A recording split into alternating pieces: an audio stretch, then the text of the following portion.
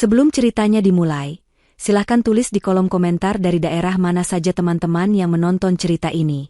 Jangan lupa like dan subscribe agar channel ini bisa semakin berkembang dan bisa mempersembahkan cerita yang lebih menarik lagi. Langit Surabaya sudah menghitam pekat ketika Laura akhirnya bisa merebahkan punggungnya di kursi empuk kamar hotelnya. Di luar, dari jendela lantai 25, lampu kota berkelip seperti permadani permata yang tak berujung. Proyek pembangunan menara perkantoran yang ia pimpin menyedot setiap tetes energinya. Sebagai arsitek utama, 2 minggu di kota ini adalah masa kritis di mana fondasi dan struktur awal harus diawasi dengan ketelitian setingkat dewa. Ia memijat pelipisnya, merasakan dengung kelelahan yang menyenangkan, jenis kelelahan yang datang setelah seharian penuh bekerja produktif. Ia baru saja akan memejamkan mata sejenak sebelum mandi air hangat, ketika ponselnya di atas nakas bergetar tanpa henti. Nama Tony, suaminya, tertera di layar. Laura menghela napas. Biasanya, mereka hanya bertukar pesan singkat saat ia sedang dinas luar kota, sekadar bertanya kabar atau mengucapkan selamat malam.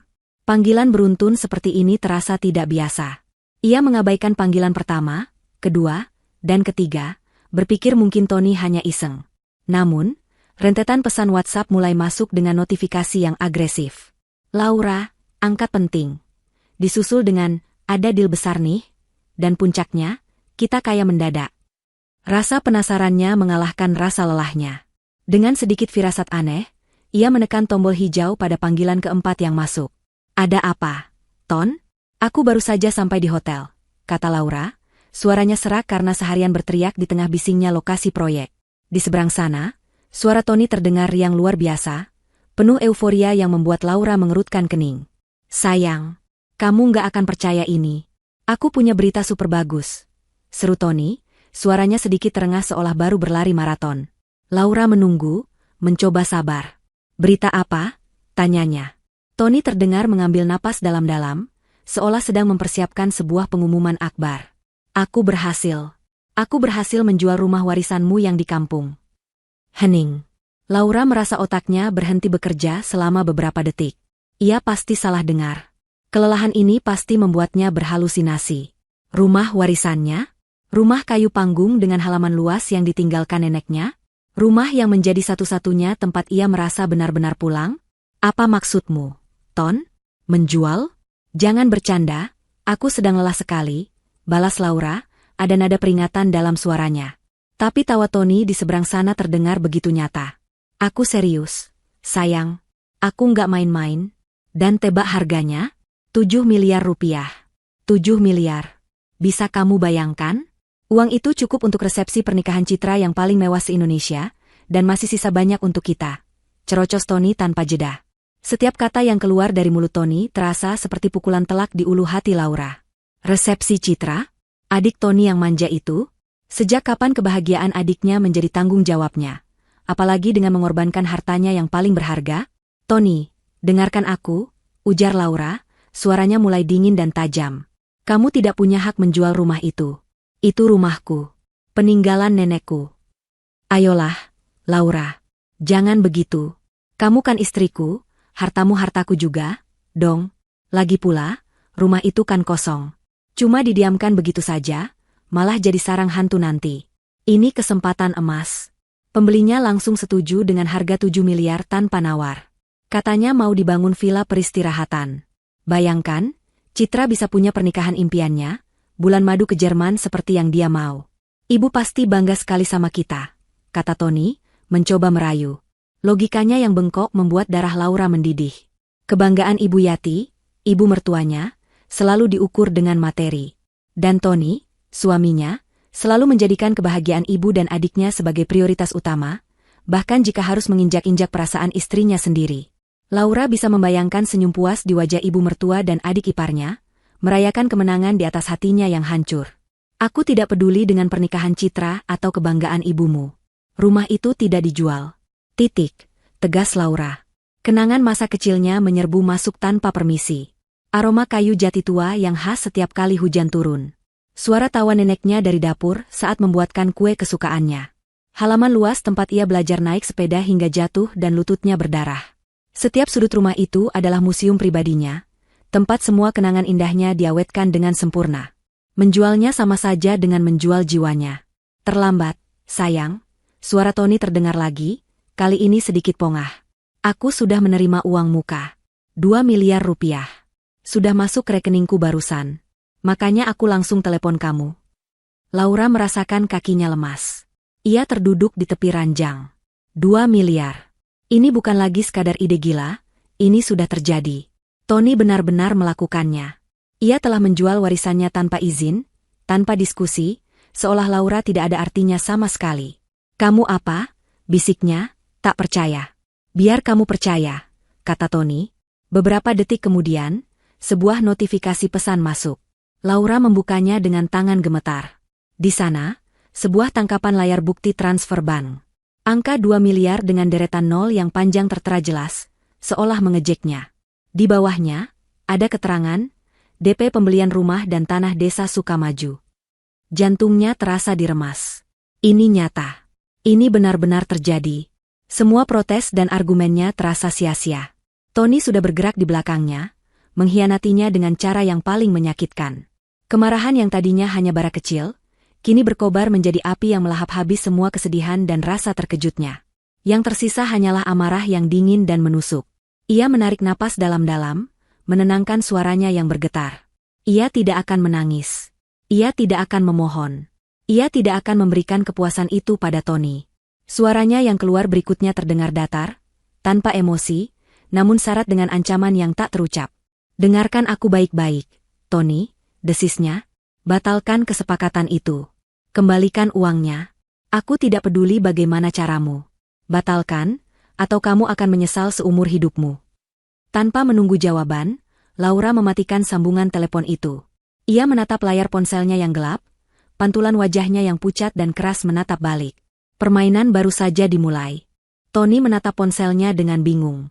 Panggilan itu diputus begitu saja. Reaksi Laura sama sekali di luar dugaannya. Ia mengharapkan pekikan gembira, atau setidaknya keterkejutan yang positif. Bukannya ancaman dingin yang membuatnya merinding. Menyesal seumur hidupku? Memangnya dia siapa? Gumam Tony pada dirinya sendiri, mencoba mengembalikan kepercayaan dirinya yang sempat goyah. Ia menganggap kemarahan Laura hanyalah reaksi sesaat. Nanti juga akan luluh jika sudah melihat kenyataan betapa banyaknya uang yang mereka dapatkan. Wanita mana yang tidak suka uang? Pikirnya dangkal. Namun, nada suara Laura yang tanpa emosi itu terus terngiang di telinganya. Ada sesuatu yang berbeda, sesuatu yang belum pernah ia dengar sebelumnya. Merasa butuh dukungan, ia segera menelepon orang yang selalu membenarkan setiap tindakannya. Ibunya, Ibu Yati. Tidak perlu waktu lama bagi Tony untuk menceritakan semuanya. Tentu dengan sedikit bumbu drama, memposisikan dirinya sebagai suami berbakti yang berusaha membahagiakan keluarga, namun malah disalahpahami oleh istrinya yang egois. Seperti yang sudah diduga, Ibu Yati langsung naik pitam. Bukan kepada Tony, tentu saja, tetapi kepada Laura. Apa? Beraninya dia bicara seperti itu padamu. Anak tidak tahu diuntung. Harusnya dia berterima kasih padamu, Ton. Kamu itu sudah memikirkan kebahagiaan adikmu, kebahagiaan keluarga kita. Sembur Ibu Yati dari seberang telepon. Suaranya yang melengking membuat Tony harus sedikit menjauhkan ponsel dari telinganya. Justru itu, Bu. Aku kan melakukan ini untuk Citra, untuk kita semua. Rumah kosong di kampung itu mau diapakan lagi? Laura terlalu sentimental, terlalu terbawa perasaan. Sahut Tony, merasa lega karena mendapat pembenaran. Sudah, serahkan saja pada ibu. Biar ibu yang bicara pada Laura. Dia harus tahu posisinya di keluarga ini. Dia itu hanya menantu. Ada kewajiban untuk ikut memikirkan keluarga suami. Biar ibu yang luruskan otaknya yang bengkok itu, kata Ibu Yati dengan nada penuh kuasa. Tony pun setuju. Baginya, masalah selesai. Ibunya adalah pawang yang paling ampuh untuk menjinakkan Laura. Keesokan paginya, Laura sedang berada di lokasi proyek, memeriksa denah bangunan bersama para mandor ketika ponselnya berdering.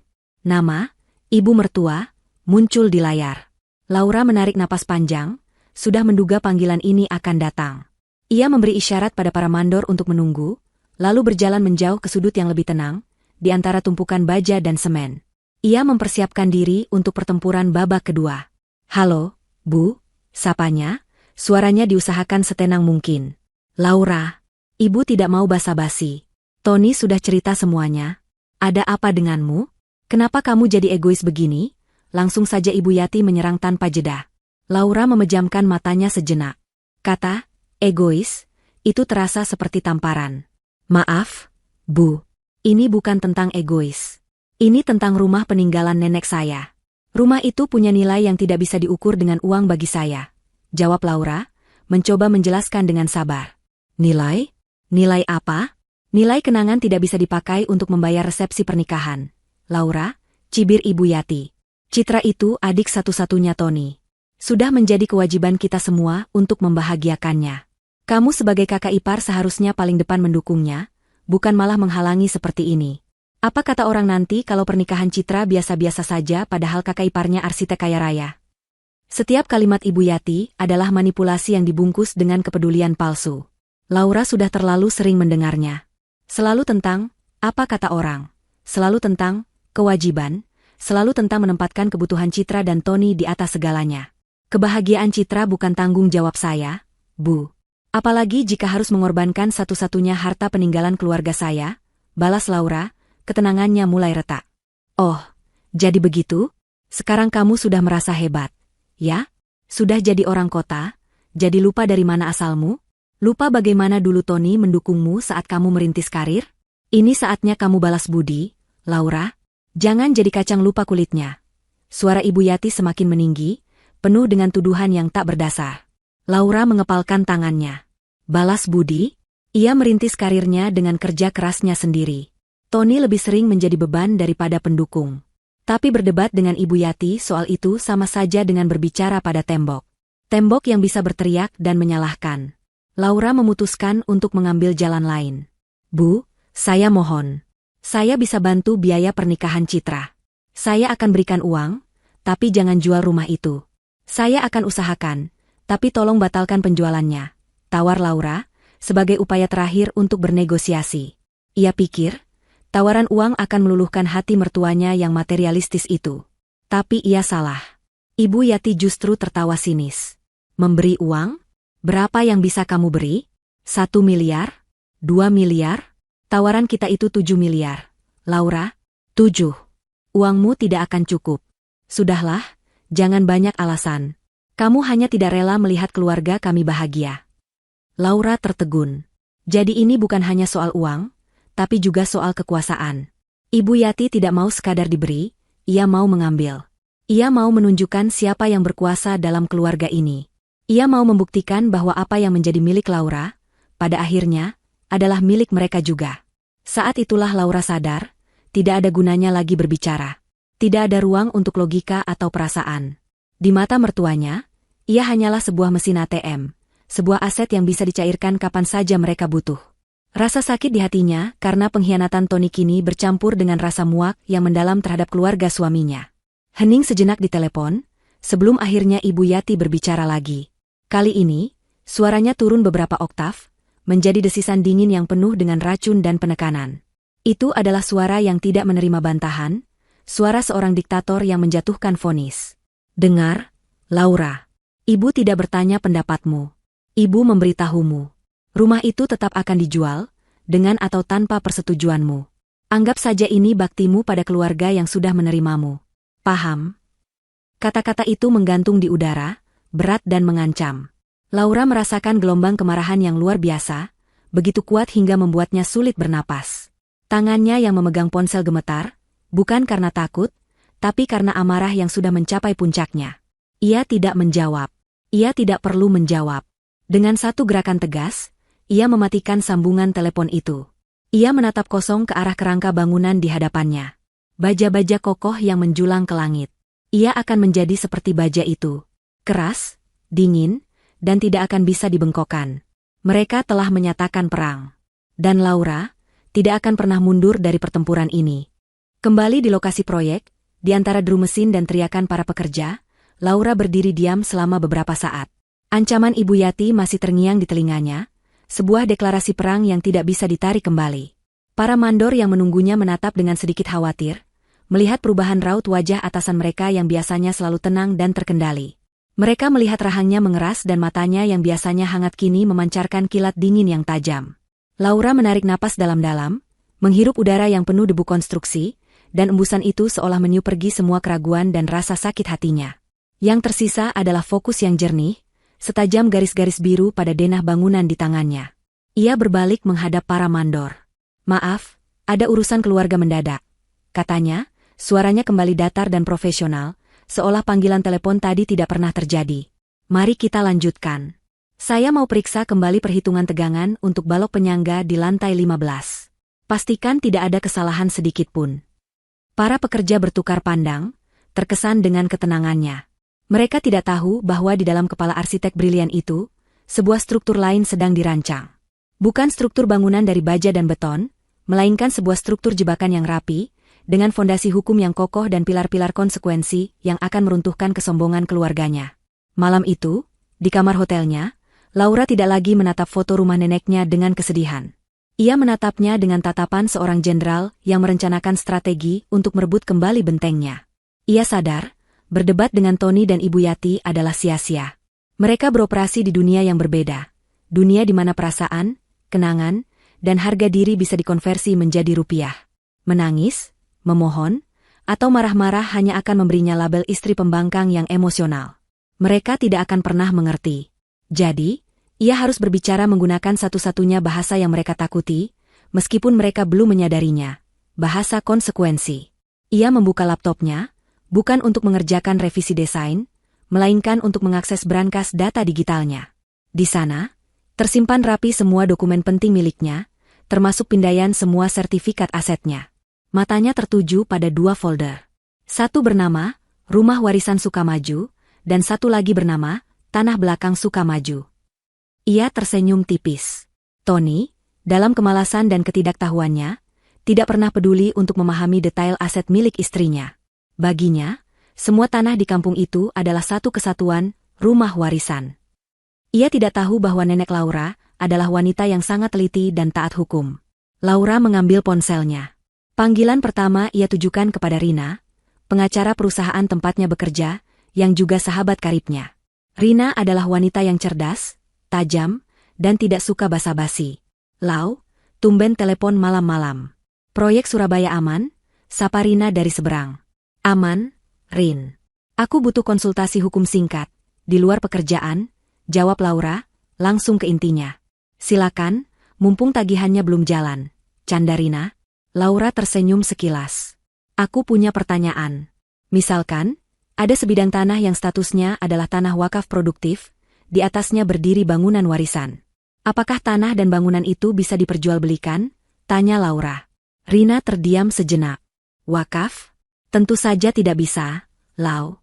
Tanah wakaf itu milik umat, bukan milik pribadi, meskipun keluargamu yang mewakafkan dan punya hak untuk menempatinya.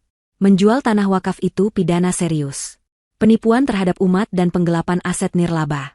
Kenapa kamu bertanya soal ini?" Laura mengabaikan pertanyaan terakhir. "Oke, pertanyaan kedua. Misalkan lagi, ada seseorang yang menjual properti A, tapi sertifikat yang ia gunakan adalah sertifikat untuk properti B yang lokasinya bersebelahan. Pembeli sudah terlanjur memberikan uang muka. Apa status transaksi itu?" Rina tertawa kecil. "Itu bukan transaksi, Lau. Itu namanya penipuan murni. Pasal 378 KUHP. Pembeli bisa menuntut uangnya kembali 100% plus ganti rugi, dan si penjual bisa langsung masuk penjara. Ini kasus siapa sih? Klienmu ada yang kena masalah?" Laura merasa hatinya lega. Semua asumsinya terkonfirmasi. Bukan siapa-siapa, Rin. Hanya riset kecil untuk melindungi aset di masa depan. "Terima kasih banyak infonya. Aku berutang makan malam padamu," kata Laura, menutup telepon sebelum Rina sempat bertanya lebih jauh. Kini, pilar hukumnya sudah kokoh. Ia butuh pelaksana di lapangan. Panggilan kedua ia tujukan kepada Pak Kades, kepala desa di kampungnya. Pak Kades adalah pria parubaya yang bijaksana, sahabat almarhum kakeknya, dan orang yang sangat ia hormati. "Assalamualaikum, Pak Kades. Mohon maaf mengganggu malam-malam. Ini Laura," sapanya dengan hormat. "Waalaikumsalam," enduk Laura. "Tidak apa-apa. Bagaimana kabarmu di kota orang? Sehat-sehat saja, kan?" Suara Pak Kades terdengar hangat dan kebapakan. "Alhamdulillah sehat, Pak. Begini, Pak. Saya menelepon karena ada masalah penting mengenai rumah peninggalan nenek." Laura kemudian menceritakan dengan singkat dan jelas, bahwa ada pihak keluarganya yang mencoba menjual rumah tersebut tanpa sepengetahuannya. Ia bisa mendengar Pak Kades menghela napas berat di seberang sana. Astagfirullah. Bapak sudah curiga sejak beberapa hari lalu ada orang kota yang survei ke sana-sini. Bapak pikir untuk apa? Ternyata begini, ujar Pak Kades dengan nada prihatin. Saya minta tolong, Pak Kades. Lanjut Laura, suaranya tenang dan penuh keyakinan. Saya tidak akan menghalangi mereka.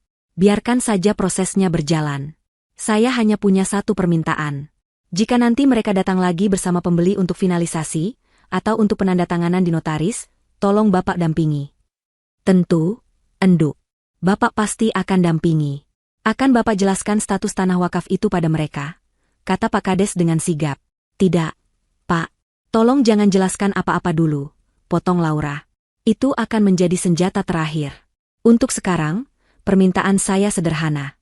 Tolong pastikan saja, rombongan pembeli itu diarahkan ke lokasi properti yang benar-benar sesuai dengan nomor sertifikat yang tertera di dokumen penjualan mereka. Hanya itu saja, Pak. Pak Kades terdiam, mencerna permintaan aneh itu.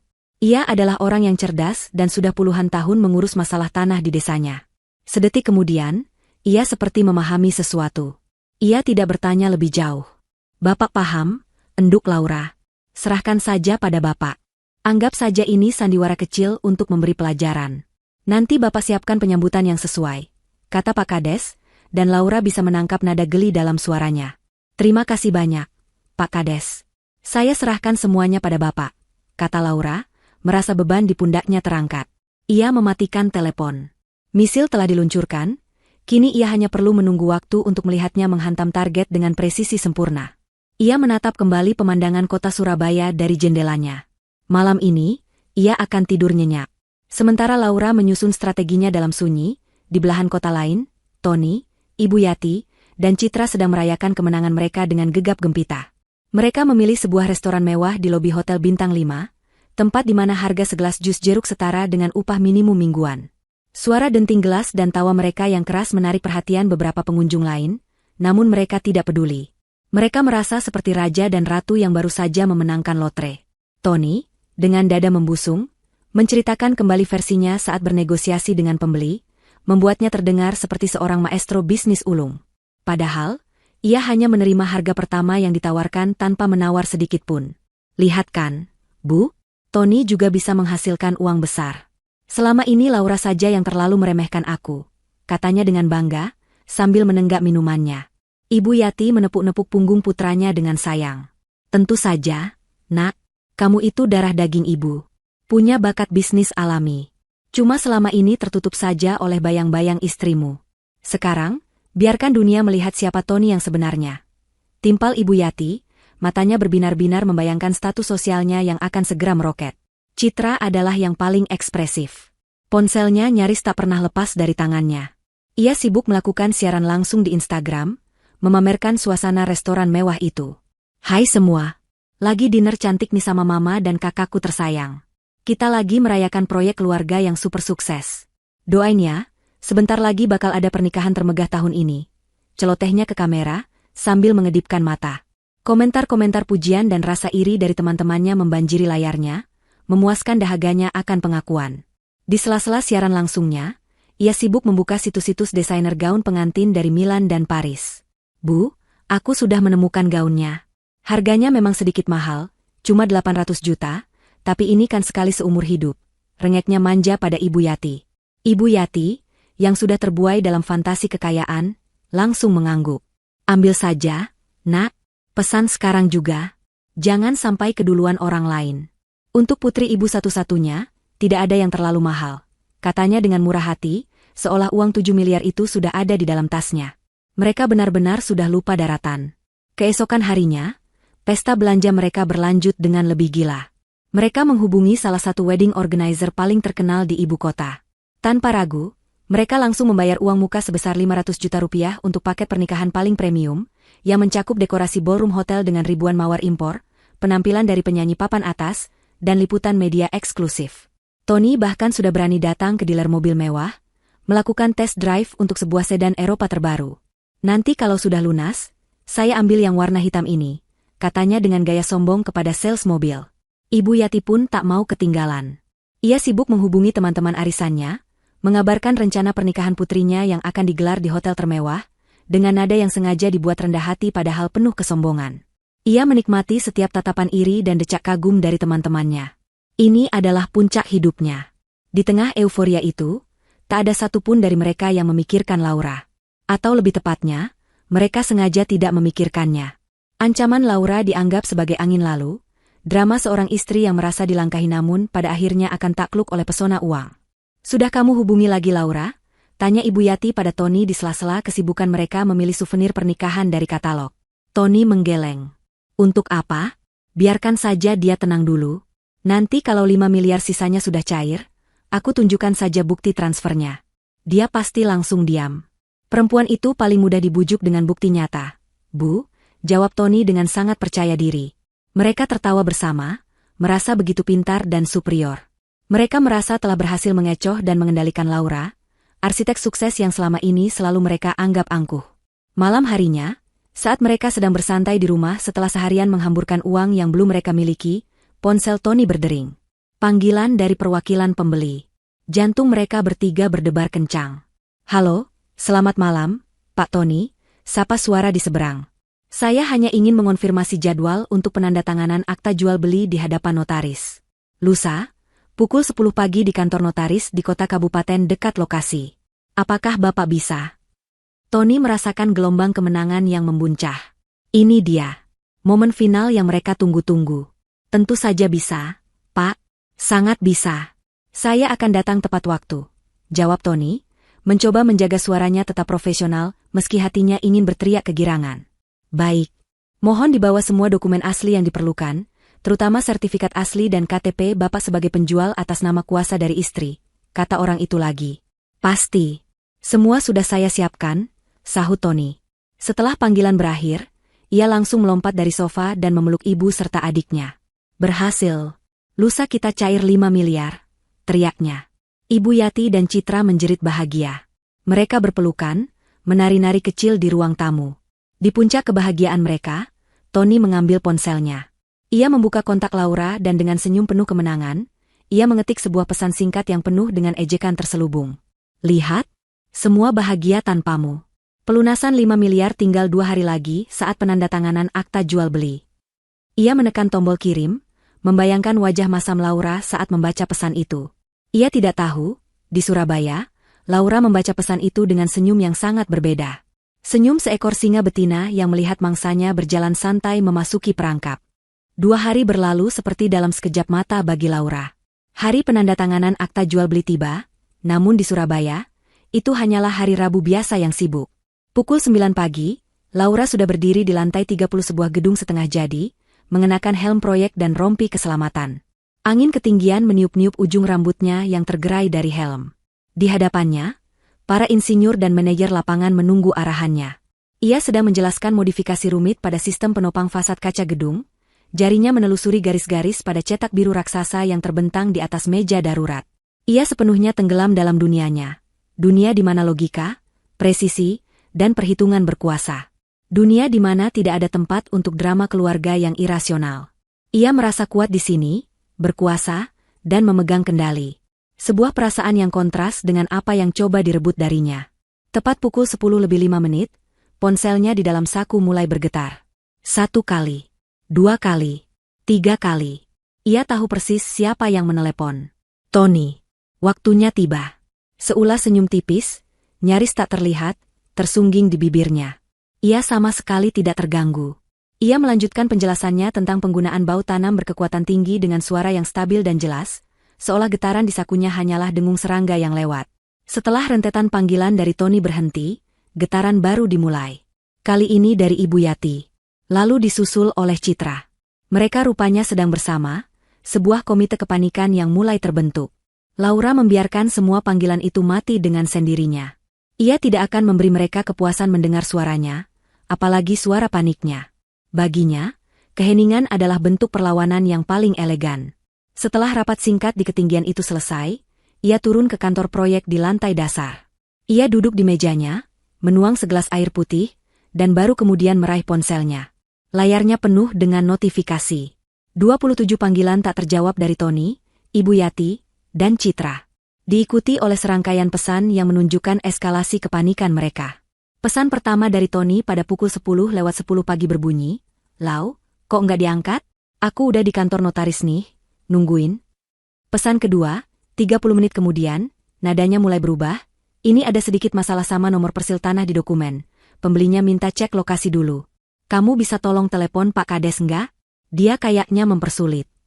Laura terkekeh membaca kata, mempersulit. Pak Kades tidak mempersulit, ia hanya meluruskan. Pesan ketiga, pada pukul 11, ditulis dengan huruf kapital semua, sebuah tanda keputusasaan yang nyata. Laura angkat teleponnya, ini penting banget. Pembelinya mulai marah-marah. Dan akhirnya, sebuah pesan suara masuk. Laura menekan tombol putar dan menempelkan ponsel ke telinganya. Suara Tony terdengar panik, terengah-engah, dengan latar belakang suara orang berteriak. "Sayang, aduh, gawat ini, Lau, gawat." Pembelinya ngamuk. "Dia bilang aku nipu. Tolong telepon aku balik sekarang. Aku nggak ngerti ini ada apa." Laura menghapus pesan suara itu tanpa emosi.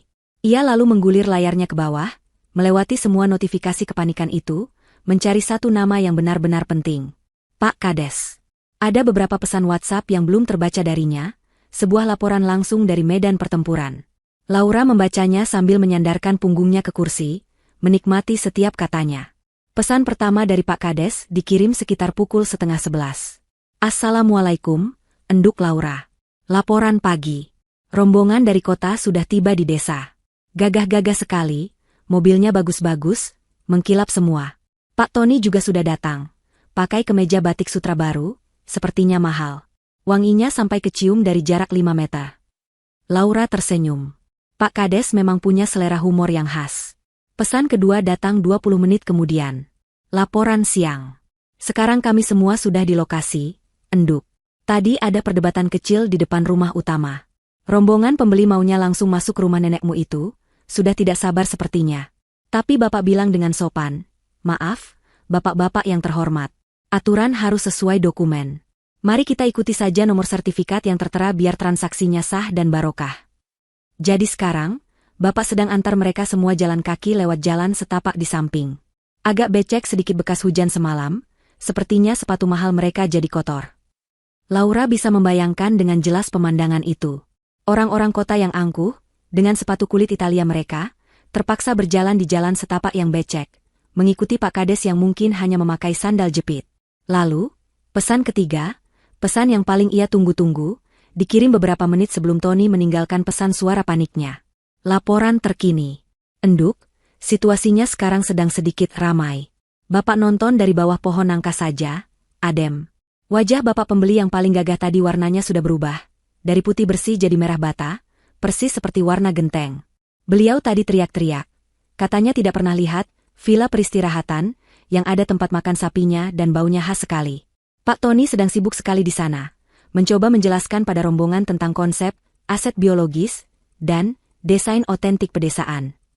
Bapak kurang paham maksudnya apa, tapi sepertinya penjelasannya kurang diterima. Salah satu sapi nenekmu juga sepertinya ikut tegang, dari tadi melenguh terus tidak berhenti." Membaca kalimat terakhir, Laura tidak bisa menahannya lagi. Tawa yang sejak tadi ia tahan akhirnya meledak. Bukan tawa keras yang mengejek, melainkan tawa lega yang tulus, tawa kemenangan yang manis. Ia menatap kembali cetak biru di mejanya, struktur kokoh yang ia rancang. Ternyata, struktur jebakannya pun berdiri sama kokohnya. Mari kita putar waktu kembali ke 2 jam sebelumnya. Tony mengendarai mobilnya menuju kota kabupaten dengan perasaan di puncak dunia. Kemeja batik sutra terbaiknya terasa licin dan mewah di kulitnya. Parfum mahal yang ia semprotkan seolah menjadi aura kesuksesan yang mengelilinginya. Hari ini adalah hari pembuktiannya. Hari di mana ia akan menunjukkan pada Laura, pada ibunya, pada dunia, bahwa ia bukan sekadar suami yang menumpang hidup pada kesuksesan istrinya. Ia adalah seorang negosiator ulung, seorang kepala keluarga yang mampu menghasilkan uang miliaran. Ia tiba di kantor notaris yang megah, sebuah bangunan modern dengan pilar-pilar besar. Di ruang tunggu, ia bertemu dengan Pak Hartono, sang pembeli, seorang pengusaha properti bertubuh tegap dengan wajah tegas. Di sampingnya, duduk 2 orang yang tampak seperti tim hukumnya, dengan koper kulit dan tatapan tajam. Tony menjabat tangan mereka semua dengan mantap, memancarkan kepercayaan diri yang ia paksakan. Awalnya, semua berjalan lancar. Notaris membacakan detail-detail awal. Namun, suasana mulai berubah ketika salah satu pengacara Pak Hartono mengangkat alisnya. "Mohon maaf, Pak Notaris, Pak Tony," katanya sambil menunjuk selembar dokumen. Di proposal awal dan foto-foto yang diberikan Pak Tony, objeknya adalah bangunan utama yang besar di depan. Namun, nomor persil tanah dan luas yang tertera di draft sertifikat ini merujuk pada plot tanah yang berbeda di bagian belakang, dengan luas hanya 300 meter persegi. Apakah ini tidak salah ketik? Jantung Tony berdebar sedikit. Ia sama sekali tidak memperhatikan detail itu. Ia hanya mengambil fotokopian sertifikat yang ada di laci meja Laura. "Oh, itu sama saja, Pak. Satu kompleks, satu kepemilikan. Bagian dari properti utama," jawab Tony sedikit gugup, mencoba terdengar meyakinkan. Pak Hartono menatapnya tajam. "Saya tidak berbisnis dengan asumsi, Pak Tony. Kita harus pastikan objeknya benar sebelum saya mentransfer sisa 5 miliar. Sebaiknya kita tinjau langsung lokasinya sekarang juga untuk klarifikasi." Mau tak mau, Tony setuju. Dalam hatinya ia mengutuk Laura yang tidak rapi dalam menyimpan dokumen. Rombongan mobil mewah itu pun berangkat dari kantor notaris menuju desa. Sepanjang jalan, Tony terus meyakinkan mereka tentang keindahan dan potensi investasi dari rumah warisan itu. Ketika mereka tiba di depan gerbang, ia membusungkan dadanya. "Nah, itu dia, Pak Hartono. Megah, kan? Warisan asli, kayu jatinya tidak ada duanya," serunya, menunjuk rumah panggung yang memang tampak anggun dan berwibawa. Pak Hartono dan timnya tampak terkesan. Mereka mengangguk-angguk setuju. Kemenangan sudah di depan mata, pikir Tony. Namun, saat mereka akan melangkah masuk, sesosok pria parubaya yang tenang dan berwibawa muncul dari samping rumah.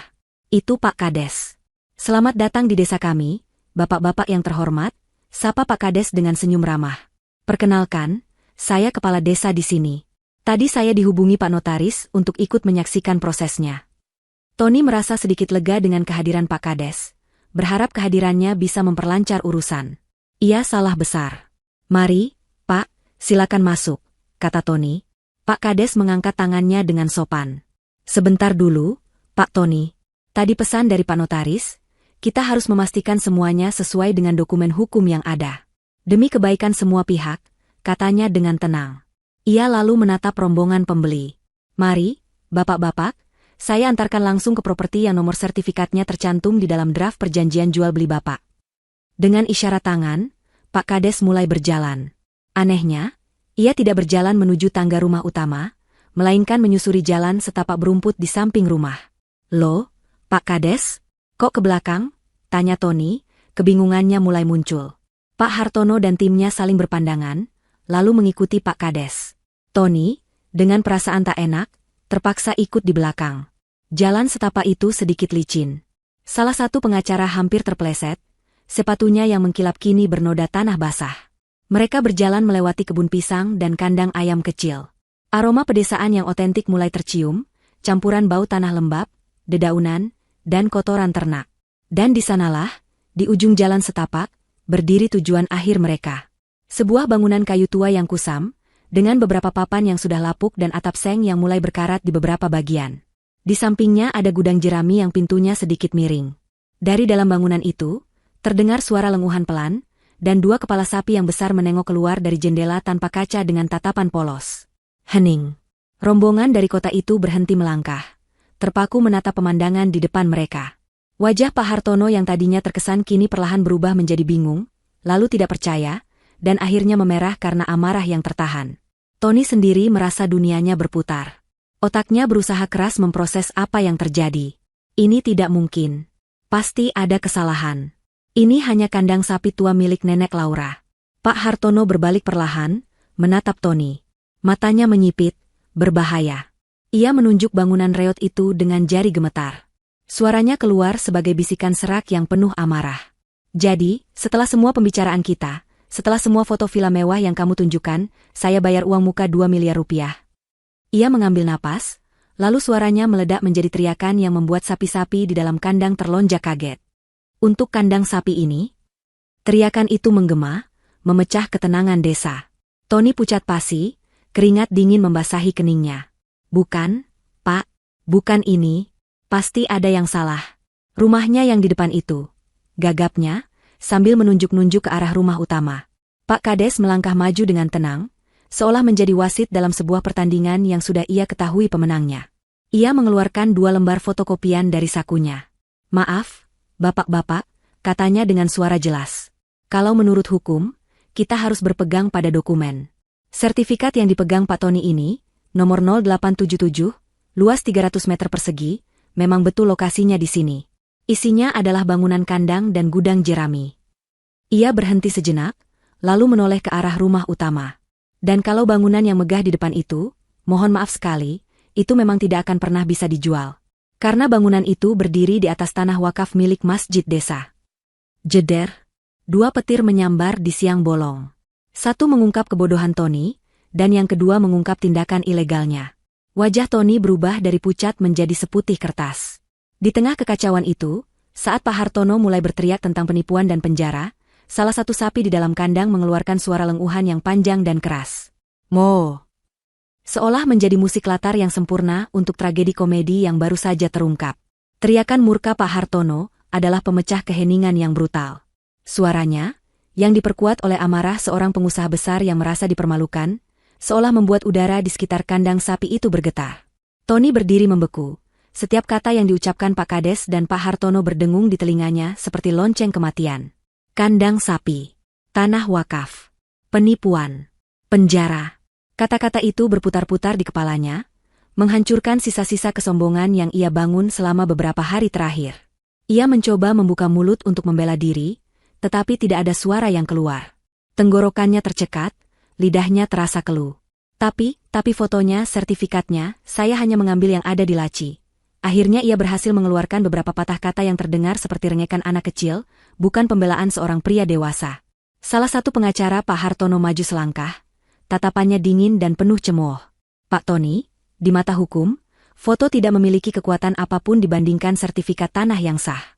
Dan ketidaktahuan Bapak mengenai aset yang Bapak jual bukanlah alasan yang bisa diterima, melainkan bukti kelalaian yang fatal, atau lebih buruk lagi, niat buruk untuk menipu. Bapak telah salah merepresentasikan objek jual-beli secara terang-terangan." Setiap kata dari pengacara itu adalah paku yang menancap di peti mati harapan Tony. Pak Hartono, yang wajahnya masih merah padam, menunjuk lurus ke wajah Tony. "Saya tidak peduli dengan alasan bodohmu. Saya tidak mau tahu. Uang muka saya, 2 miliar rupiah, harus kembali utuh ke rekening saya sebelum matahari terbenam hari ini. Tidak kurang 1 sen pun," bentaknya.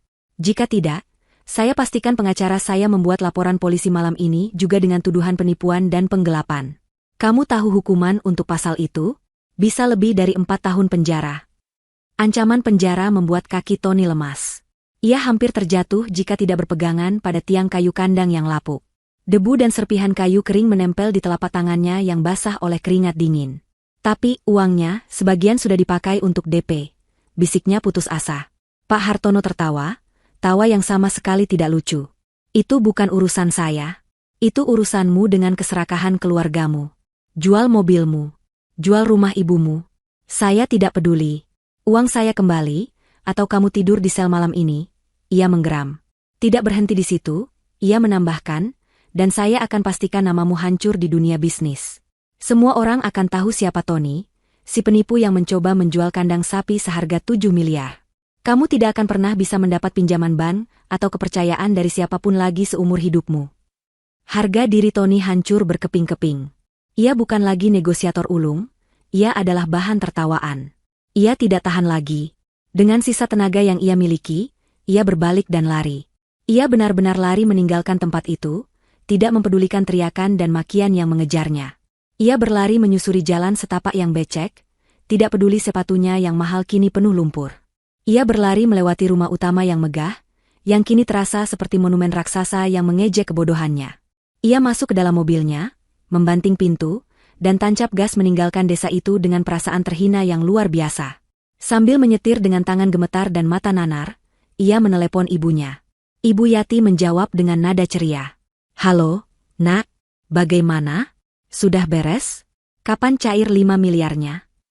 Tangis Tony pun pecah. Ia meraung seperti anak kecil di telepon.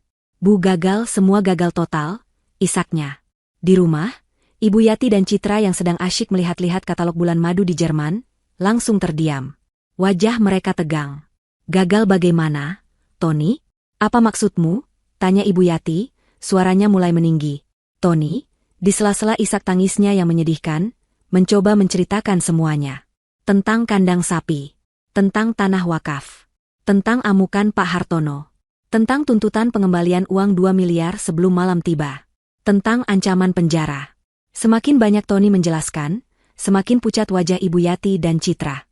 Fantasi mereka tentang gaun desainer, pernikahan mewah, dan liburan ke Eropa meledak menjadi abu di depan mata mereka. Apa? Kandang sapi? Tanah wakaf? Pekik Ibu Yati, tak percaya. Kemarahannya kini meledak, bukan pada Laura, tapi pada putranya sendiri. Bodoh kamu, Tony, kenapa kamu tidak periksa dulu sertifikatnya baik-baik? Bagaimana bisa kamu salah membedakan rumah dengan kandang sapi? Kamu sudah mempermalukan ibu. Citra mulai menangis histeris. Jadi pernikahanku bagaimana, Bu? Gaunnya sudah aku pesan. Hotelnya sudah di DP. Uangnya tidak bisa kembali. Ratapnya sambil memukul-mukul sofa. Di tengah kepanikan itu, telepon rumah mereka berdering. Ibu Yati mengangkatnya dengan kasar. Halo, bentaknya. Suara ramah dari seberang terdengar. Selamat siang, Ibu Yati. Kami dari pihak wedding organizer. Hanya ingin mengingatkan, sesuai perjanjian, sisa pembayaran untuk venue hotel sebesar 1,5 miliar rupiah jatuh tempo akhir minggu ini. Kami hanya ingin mengonfirmasi jadwal pelunasannya. Ibu Yati langsung menutup telepon tanpa menjawab. Jantungnya berdebar kencang. Belum sempat ia bernapas, ponsel Citra berdering. Dari butik gaun pengantin, menanyakan sisa pembayaran 700 juta rupiah. Satu persatu, telepon dari para vendor mulai berdatangan. Telepon-telepon yang beberapa hari lalu menjadi sumber kebanggaan, kini berubah menjadi teror. Kastil impian mereka yang dibangun di atas angin, kini runtuh menimpa mereka dengan tumpukan utang yang menggunung. Tony akhirnya tiba di rumah, wajahnya kuyu seperti mayat hidup. Ia, ibunya, dan adiknya kini duduk bersama di ruang tamu yang terasa menyesakan. Tak ada lagi tawa kemenangan. Yang ada hanyalah keheningan yang mencekam, diselingi isak tangis putus asa Citra. Realita, dalam bentuk utang 2 miliar dan ancaman penjara, baru saja menampar mereka dengan sangat keras. Di Surabaya, senja mulai turun, mewarnai langit dengan sapuan jingga dan ungu. Laura baru saja menyelesaikan rapat terakhirnya hari itu. Ia merasa puas. Proyek berjalan sesuai jadwal, semua masalah teknis berhasil ia atasi dengan solusi yang efisien. Ia kembali ke kamar hotelnya, menyeduh secangkir teh kamomil hangat, dan berjalan menuju balkon. Dari ketinggian, ia menatap kerlip lampu kota yang mulai menyala satu persatu. Ia meraih ponselnya. Layarnya masih dipenuhi notifikasi panggilan tak terjawab dan pesan-pesan panik. Ia tersenyum. Ia telah membiarkan mereka cukup lama merebus diri dalam kuah kepanikan yang mereka masak sendiri. Sekarang, saatnya untuk menyajikan hidangan penutup. Dengan ketenangan seorang pemenang, ia tidak menjawab panggilan mereka. Sebaliknya, ia yang menelepon. Ia menekan nomor Tony, sengaja memilih untuk berada dalam posisi yang memegang kendali penuh atas percakapan. Panggilan itu langsung diangkat pada dering pertama. Terdengar suara gerasak-gerusuk, lalu suara Tony yang putus asa. Laura, akhirnya kamu telepon. Tolong kami, Lau, aku mohon. Dari latar belakang, Laura bisa mendengar suara isak tangis Citra dan desahan frustrasi Ibu Yati. Ia bisa membayangkan mereka bertiga mengerubungi ponsel itu, menunggunya seperti menunggu datangnya juru selamat. Laura menyesap tehnya perlahan sebelum menjawab. Halo, Tony. Maaf baru bisa menelepon balik, sibuk sekali di sini. Ada apa ya? Tadi kayaknya banyak sekali yang mencoba menghubungiku. Sepertinya penting sekali, katanya dengan nada suara yang ringan dan tanpa beban, seolah ia benar-benar tidak tahu apa-apa. Kepolosan pura-pura itu adalah putaran pertama pisau yang ia tancapkan. Penting, Lau? Ini sangat penting. Gawat, seru Tony. Penjualannya salah besar. Pembelinya ngamuk, dia minta uangnya kembali hari ini juga. 2 miliar, Lau. Kami tidak punya uang sebanyak itu. Dia juga mengancam akan memenjarakan aku. Tolong, Lau, tolong bicara padanya. Kamu kan pintar negosiasi. Tolong jelaskan padanya kalau ini hanya salah paham. Rengek Tony, semua harga dirinya sudah lenyap. Ibu Yati merebut ponsel dari tangan Tony. Laura, ini semua gara-gara kamu. Kenapa kamu tidak bilang dari awal soal tanah wakaf itu? Kenapa kamu menjebak anakku sendiri? Teriaknya histeris. Laura tertawa kecil, Tawa yang terdengar sangat merdu sekaligus mengerikan di telinga mereka. Menjebak? Bu? Saya rasa tidak. Saya tidak pernah menyuruh Tony untuk menjual apapun. Saya tidak pernah menyuruhnya mengambil sertifikat yang salah. Dan saya tidak pernah menyuruh kalian menghamburkan uang muka untuk pesta yang di luar kemampuan kalian, jawab Laura dengan tenang. Saya hanya diam. Dan ternyata, hanya dengan diam saja sudah cukup untuk menunjukkan kualitas asli kalian. Ia melanjutkan, dan soal salah paham. Apanya yang salah paham? Bukankah transaksinya sudah berjalan sesuai dokumen? Selamat ya, kalian sekarang sudah resmi menjadi juragan kandang. Sebuah pencapaian yang luar biasa. Sindiran telah itu membuat Ibu Yati terdiam, tak mampu berkata-kata. Jangan bicara begitu, Kak. Kini suara Citra yang terdengar, penuh isak tangis. Pernikahanku bagaimana? Semuanya hancur. Impianku hancur. Kakak tegas sekali. Laura menghela napas, nadanya berubah menjadi manis yang dibuat-buat. Oh, Citra sayang. Jangan sedih. Justru kamu harusnya melihat ini sebagai kesempatan. Kalau kamu butuh tema pernikahan yang unik dan hemat biaya, coba saja tema Countryside. Sangat otentik. Loh, venue-nya sudah ada, gratis malah. Para sapi bisa jadi pengiring pengantinmu. Ejekan itu begitu telak hingga membuat tangisan Citra semakin menjadi-jadi. Ibu Yati kembali merebut telepon. Cukup, Laura. Cukup. Kami mengaku salah. Sekarang tolong kami. Kamu kan istri Tony, kamu pasti tidak mau suamimu masuk penjara. Kan? Katanya, mencoba menggunakan kartu terakhirnya, ikatan pernikahan. Disinilah Laura memutuskan untuk mengakhiri permainannya. Nadanya berubah dari sarkastik menjadi dingin setajam es. Pertama, mari kita luruskan beberapa hal. Katanya, suaranya datar dan tanpa ampun. Masalah ini bukan masalahku. Ini adalah masalah yang kalian ciptakan sendiri dari awal hingga akhir, buah dari keserakahan dan kebodohan kalian. Ia berhenti sejenak, membiarkan kata-katanya meresap. Utang 2 miliar itu utang kalian. Silakan cari cara sendiri untuk membayarnya. Jual perhiasan ibu. Jual mobil baru yang kemarin Tony pamerkan. Atau mungkin, jual rumah yang sedang ibu tempati sekarang? Itu sepertinya ide yang bagus. Ancaman penjara untuk Tony, lanjutnya. Itu adalah konsekuensi logis dari tindakannya yang mencoba melakukan penipuan. Mungkin beberapa tahun di dalam sana bisa memberinya waktu untuk merenung dan belajar tentang arti kejujuran dan menghargai milik orang lain. Ibu Yati dan Tony hanya bisa terkesiap, tidak percaya dengan apa yang mereka dengar. Laura belum selesai. Dan satu hal terakhir yang paling penting, Tony. Mungkin Ibu Yati benar, aku tidak mau suamiku masuk penjara.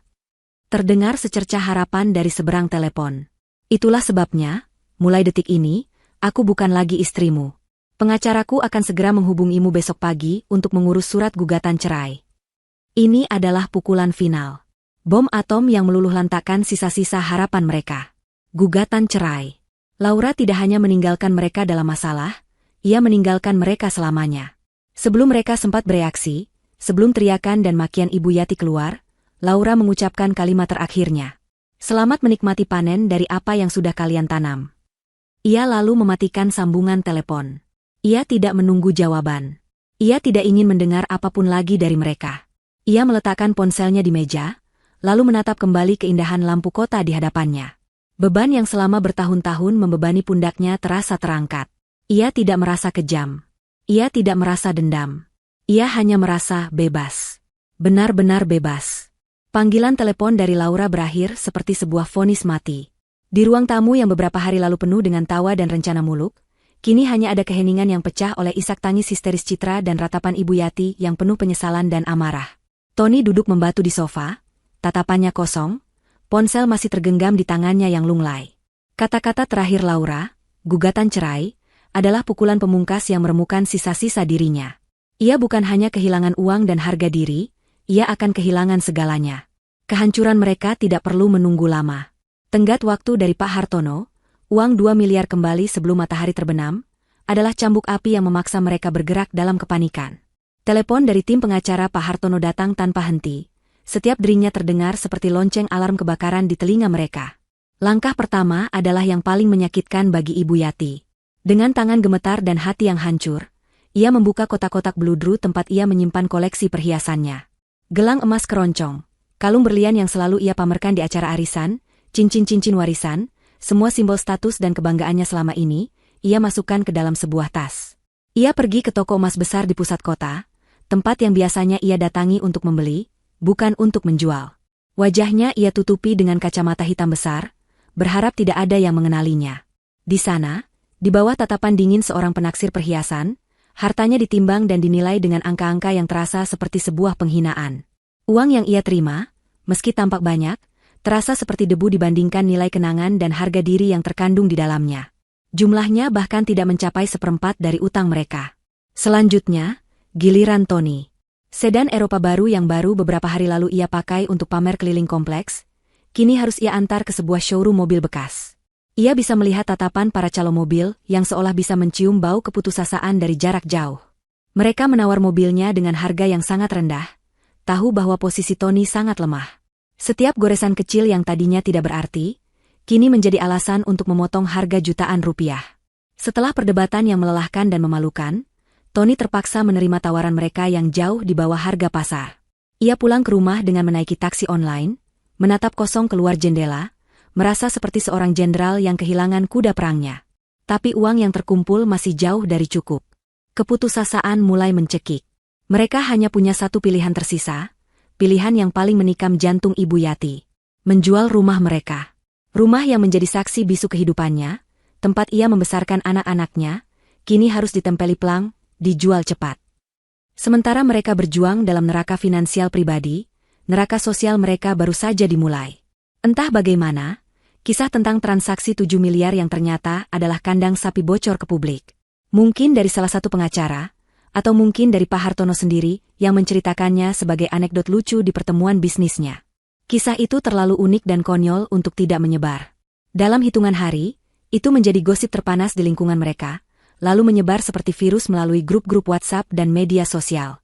Citra adalah korban yang paling telak. Seseorang menemukan kembali unggahan Instagram live-nya saat ia sedang pamer di butik desainer, membual tentang Heritage Villa dan German Fairy Tale Wedding. Video itu diunggah ulang dengan musik latar suara sapi melenguh. Sebuah tagar baru pun lahir dan menjadi tren, Ratu Kandang Sapi. Setiap kali ia membuka ponselnya, ia dibanjiri oleh notifikasi cemoohan dan meme lucu yang menjadikannya bahan tertawaan.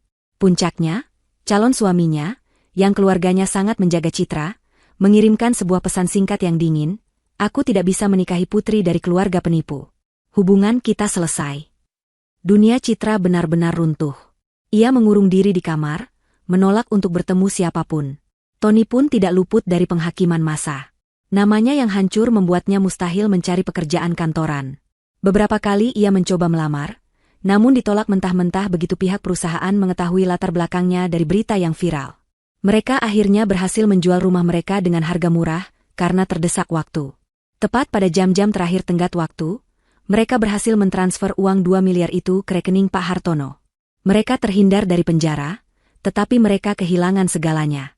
Mereka terusir dari surga kenyamanan mereka dan terlempar ke dalam jurang kemelaratan. Dengan sisa uang yang ada, mereka menyewa sebuah kontrakan petak dengan 2 kamar sempit di pinggiran kota yang padat dan panas.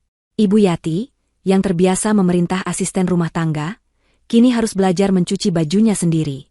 Citra, sang calon putri dongeng, kini harus berbagi kamar mandi dengan penghuni kontrakan lain. Bagi Tony, karma datang dalam bentuk yang paling puitis dan ironis. Setelah berminggu-minggu menjadi pengangguran, satu-satunya pekerjaan yang bisa ia dapatkan adalah menjadi pekerja kasar di sebuah peternakan sapi perah besar, beberapa puluh kilometer dari kota. Setiap pagi, sebelum matahari terbit, ia harus bangun untuk membersihkan kandang-kandang sapi yang luas. Bau amonia dan kotoran ternak yang dulu membuatnya muak di desa Laura, kini menjadi parfum sehari-harinya.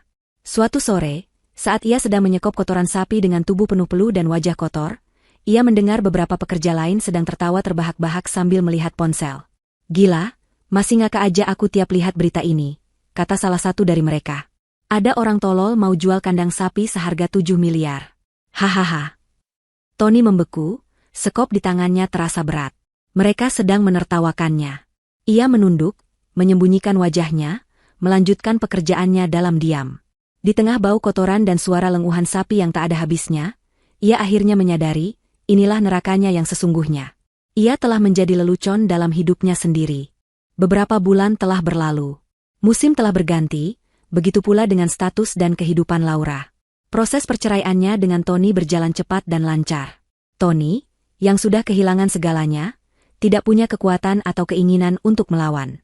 Ia menandatangani semua surat yang disodorkan pengacara Laura tanpa perlawanan. Beban keluarga yang selama ini menggerogotinya telah terlepas sepenuhnya. Proyeknya di Surabaya sukses besar, memberinya bonus yang signifikan dan reputasi yang semakin cemerlang di dunia arsitektur. Namun, di tengah semua pencapaian itu, ia merasakan sebuah kekosongan, sebuah panggilan untuk pulang. Suatu pagi di akhir pekan, ia mengemudikan mobilnya seorang diri, meninggalkan hiruk pikuk kota di belakang spionnya, menuju jalanan yang lebih lengang dan hijau. Menuju desa Sukamaju. Saat mobilnya memasuki gerbang desa, ia disambut oleh pemandangan yang menenangkan. Sawah hijau yang terhampar luas, anak-anak yang bermain layangan, dan udara yang terasa bersih dan segar. Kedatangannya rupanya sudah dinanti. Di depan rumah neneknya, Pak Kades bersama beberapa tetua desa sudah menunggunya dengan senyum hangat. "Selamat datang kembali, enduk Laura," sapa Pak Kades dengan tulus. "Kami semua di sini sudah mendengar kabarnya. Kami ingin mengucapkan terima kasih. Kamu tidak hanya menyelamatkan rumah warisanmu, tapi kamu juga telah melindungi kehormatan dan amanah desa kita." Laura terharu. Ia tidak pernah menyangka tindakannya untuk melindungi diri sendiri ternyata memiliki dampak yang begitu besar bagi komunitas. Ia bukan lagi hanya sekadar cucu dari almarhumah pemilik rumah, ia adalah seorang pahlawan kecil di mata mereka. Setelah berbincang sejenak, Laura melangkah masuk ke dalam rumahnya seorang diri. Ia membuka semua jendela kayu yang besar, membiarkan cahaya matahari dan angin sepau-sepau masuk memenuhi ruangan. Aroma kayu jati dan kapur barus yang khas langsung menyambutnya, membangkitkan kenangan-kenangan manis yang sempat ternoda. Ia berjalan perlahan, jemarinya menyentuh permukaan meja tua, kursi goyang neneknya, dan bingkai foto hitam putih di dinding. Di sini, di tempat ini, ia merasa utuh. Ia merasa damai. Ia duduk di teras depan, di bangku panjang tempat neneknya biasa merajut, memandang halaman yang luas dan rindang. Inilah istananya yang sesungguhnya, sebuah kerajaan kedamaian yang tidak akan pernah bisa dinilai dengan uang. Ia menghabiskan beberapa hari di sana, memulihkan jiwa dan raganya. Namun, Laura bukanlah tipe orang yang bisa diam berlama-lama. Matanya kemudian tertuju pada bangunan tua di belakang rumah, kandang sapi yang menjadi pusat dari semua drama. 2 ekor sapi peninggalan neneknya masih di sana, kini dirawat oleh seorang warga desa yang ia bayar. Melihat bangunan itu, ia tidak merasakan trauma atau kemarahan. Sebaliknya, ia melihat sebuah potensi. Sebuah ide mulai terbentuk di kepalanya. Ia menemui Pak Kades dan menyampaikan rencananya. Ia tidak akan merobohkan kandang itu. Sebaliknya, ia akan merenovasinya. Dengan keahlian arsitekturnya dan sedikit dana dari bonus proyeknya, ia merancang sebuah transformasi. Bangunan kandang dan gudang jerami yang reot itu, ia ubah menjadi sebuah bangunan baru yang cantik dan fungsional. Setengahnya menjadi perpustakaan kecil yang nyaman, dipenuhi buku-buku untuk anak-anak desa. Setengahnya lagi menjadi ruang serbaguna, tempat para pemuda bisa belajar keterampilan atau para ibu bisa mengadakan kegiatan. Ia menamainya, Saung Belajar Harapan. Aset yang nyaris menjadi sumber kehancurannya, kini ia sulap menjadi sumber kebaikan. Beberapa bulan kemudian, di sebuah hari yang cerah, Saung Belajar Harapan diresmikan. Seluruh warga desa berkumpul. Anak-anak berlarian dengan tawa riang, berebut masuk untuk melihat buku-buku baru. Laura, dengan pakaian sederhana namun wajah yang memancarkan kebahagiaan sejati, berdiri di depan untuk memberikan sambutan singkat. "Tempat ini adalah bukti," katanya pada warga yang berkumpul, bahwa nilai sejati dari sesuatu bukanlah pada harga jualnya, melainkan pada manfaat yang bisa diberikannya. Ia lalu memotong pita disambut tepuk tangan meriah dari seluruh warga. Setelah acara selesai, ia berdiri sejenak di antara rumah utama dan saung belajar yang baru. Ia menatap rumah neneknya yang berdiri dengan anggun dan aman. Lalu ia menatap saung belajar yang penuh dengan kehidupan dan tawa. Dari padang rumput tak jauh dari sana, terdengar suara lenguhan sapi yang damai. Laura tersenyum, senyum yang tulus dari lubuk hatinya. Ia akhirnya mengerti. Ia memang seorang ratu. Bukan ratu properti kandang sapi seperti dalam ejekannya, melainkan ratu atas hidupnya sendiri, yang mampu mengubah warisan masa lalu menjadi harapan untuk masa depan. Dan itu adalah asetnya yang paling berharga. Rabu, 8 Oktober 2025. Setahun lebih telah berlalu sejak badai itu menerjang dan akhirnya reda, menyisakan langit biru yang cerah di atas kehidupan Laura. Hari ini, di desa Sukamaju, Udara terasa hangat dan penuh dengan aroma tumpeng yang baru diangkat serta tawa riang anak-anak. Di halaman belakang rumah warisan neneknya, di tempat yang dulu hanya berisi kandang reot dan gudang jerami, kini berdiri sebuah bangunan kayu yang cantik dan kokoh. Dindingnya dicat warna krem yang lembut, jendelanya besar-besar, dan terasnya dihiasi pot-pot bunga warna-warni. Di atas pintunya, terpasang sebuah pelang kayu dengan ukiran sederhana, Saung Belajar Harapan. Hari ini adalah perayaan 1 tahun berdirinya saung itu. Laura, mengenakan blus batik sederhana dan celana panjang yang nyaman, berdiri di antara kerumunan warga. Ia tidak lagi terlihat seperti arsitek kota yang tegas dan dingin, melainkan seperti bagian yang tak terpisahkan dari desa itu. Ia sibuk membantu para ibu membagikan makanan, sesekali tertawa saat seorang anak kecil menarik-narik ujung bajunya untuk meminta tambahan kerupuk. Wajahnya memancarkan ketenangan yang dalam, kedamaian yang tidak bisa dibeli dengan harga berapapun. Proyek-proyek besarnya di kota besar masih berjalan, karirnya tetap menanjak, namun kini pusat gravitasinya telah bergeser. Kebahagiaannya tidak lagi diukur dari setinggi apa gedung yang ia rancang, melainkan dari selebar apa senyum yang bisa ia ciptakan di sini. Tidak terasa sudah setahun ya, enduk Laura, suara Pak Kades membuyarkan lamunannya. Pria parubaya itu berdiri di sampingnya, memegang secangkir kopi hitam. Lihat anak-anak itu. Dulu kalau sore mainnya di pinggir jalan, sekarang betah di saung sampai maghrib. Nilai-nilai mereka jadi jauh lebih bagus di sekolah. Laura tersenyum, matanya menatap kerumunan anak-anak yang sedang asyik membaca buku di teras saung. Ini semua juga berkat bantuan Bapak dan seluruh warga. Saya hanya memberikan wadahnya saja, jawab Laura dengan rendah hati. Pak Kades terkekeh. Wadah yang tepat di waktu yang tepat itu yang paling penting, enduk. Oh ya, beberapa hari lalu Bapak dengar kabar dari seorang kerabat yang tinggal di kota. Kabar tentang mereka. Laura terdiam sejenak. Mereka. Kata itu terasa begitu jauh, seperti gema dari kehidupan orang lain. Ia tidak lagi merasakan amarah atau sakit hati saat mendengar kata itu. Hanya ada kehampaan yang netral, seperti membaca berita tentang orang yang tidak ia kenal. Bagaimana kabar mereka, Pak? Tanyanya dengan nada tenang, lebih karena sopan santun daripada rasa penasaran yang sesungguhnya. Pak Kades menghela napas. Hidup itu memang adil, enduk. Roda itu benar-benar berputar. Katanya, mereka sekarang tinggal di kontrakan sempit di pinggiran kota. Ibu Yati sudah tidak pernah kelihatan di acara-acara sosialita. Citra, pernikahannya batal, sekarang kerja jadi kasir di toko swalayan. Dan Tony. Pak Kades berhenti, menatap Laura dengan prihatin. Dia kerja jadi buruh di peternakan. Membersihkan kandang, katanya. Laura tidak terkejut. Ia hanya mengangguk pelan. Tidak ada senyum kemenangan di wajahnya, tidak ada sorak-sorai di dalam hatinya. Yang ada hanyalah sebuah kesadaran bahwa alam semesta memiliki caranya sendiri untuk menyeimbangkan neraca. Di sudut lain kota yang panas dan berdebu, di dalam sebuah kontrakan petak yang pengap, kehidupan terasa seperti sebuah hukuman yang tak berkesudahan. Ibu Yati duduk di depan televisi tabung tua, menonton sinetron tentang keluarga kaya raya dengan tatapan kosong yang pahit. Rumahnya yang dulu megah, perhiasannya yang berkilauan, dan teman-teman arisannya yang dulu menjilat, kini terasa seperti mimpi indah dari masa lalu yang tak akan pernah kembali. Setiap hari ia harus berdebat dengan Citra soal uang belanja yang tak pernah cukup. Hubungan ibu dan anak yang dulu dipenuhi kemanjaan, kini dipenuhi racun saling menyalahkan. Citra baru saja pulang kerja, melempar tasnya ke lantai dengan kasar. Wajahnya kuyu, kakinya pegal karena berdiri selama 8 jam. Julukan Ratu Kandang Sapi yang pernah viral itu, meski sudah jarang disebut, telah meninggalkan luka permanen di harga dirinya. Ia membenci hidupnya, membenci ibunya yang mendorongnya untuk punya mimpi selangit, dan membenci kakaknya yang bodoh. Tony pulang saat hari sudah gelap. Tubuhnya lengket oleh keringat dan bau menyengat yang tak kunjung hilang, meski sudah ia guyur dengan sabun. Ia membawa sebungkus nasi dan lauk seadanya, lalu duduk makan sendirian di pojok ruangan. Tidak ada lagi sapaan hangat atau obrolan keluarga. Mereka bertiga hidup di bawah satu atap. Namun jiwa mereka terpisah bermil-mil jauhnya. Malam itu, saat sedang makan, ia mendengar suara tawa dari kontrakan sebelah yang sedang menonton acara komedi di televisi. Salah satu pelawak di layar berteriak, "Dasar otak udang. Disuruh jual mobil, malah jual kandang sapi." Tawa penonton di studio bergemuruh. Tony berhenti mengunyah. Nasi di mulutnya terasa seperti pasir. Lelucon itu, lelucon tentang dirinya, kini telah menjadi komedi nasional. Ia menunduk, menatap sisa makanannya dengan nanar.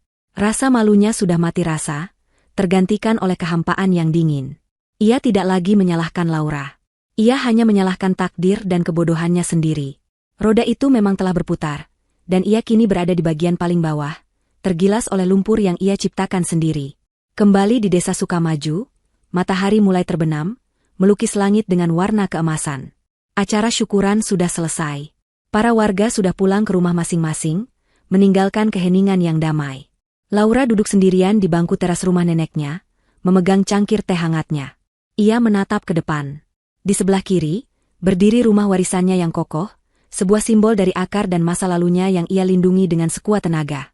Di sebelah kanan, berdiri Saung Belajar Harapan, bangunan yang lahir dari puing-puing pengkhianatan, sebuah simbol dari masa depan dan harapan yang ia bangun untuk orang banyak. Ia akhirnya mengerti arti kekayaan yang sesungguhnya. Bukan tentang angka 7 miliar di rekening bank. Bukan tentang kemewahan yang bisa dipamerkan. Kekayaan sejati adalah kedamaian di hati, kemampuan untuk memberi, dan kebebasan untuk menentukan jalan hidup sendiri.